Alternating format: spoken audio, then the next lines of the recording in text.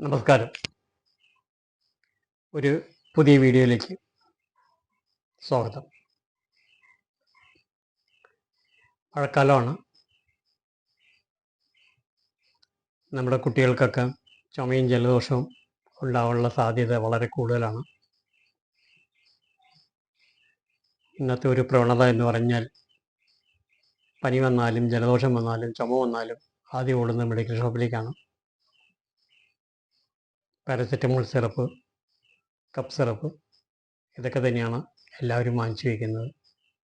ഇതൊക്കെ തന്നെയാണ് എല്ലാ കുട്ടികൾക്കും കൊടുക്കുന്നത്. അതിൻ്റെ ദൂഷ്യഫലങ്ങൾ ആരും തന്നെ ചിന്തിക്കാറില്ല.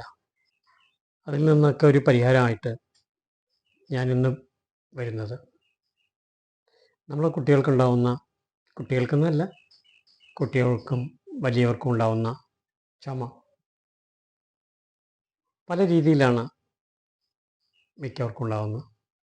ഡ്രൈ കഫ്, കഫത്തോടു കൂടിയ ചുമ, നിർത്താതെയുള്ള ചുമ, അങ്ങനെ എല്ലാത്തരം ചുമകൾക്കും ഒരൊറ്റമൂലി.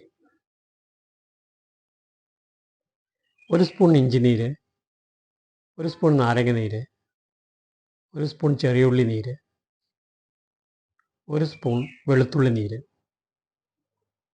3 സ്പൂൺ തേന്. തേന് നല്ല തേനായിരിക്കണം, പഞ്ചസാര വെള്ളമാവരുത്. ഒരു നുള്ളു മഞ്ഞൾപ്പൊടി. ഇവയെല്ലാം കൂടി മിക്സ് ചെയ്ത് ഓരോ സ്പൂൺ വീതം 7 നേരം കൊടുക്കുക. ഇത് 7 നേരത്തിനുള്ള മരുന്നാണ്. 7 നേരം കൊടുക്കുക. എത്ര കഠിനമായ ചുമയും മാറിക്കിട്ടും. നന്ദി, നമസ്കാരം.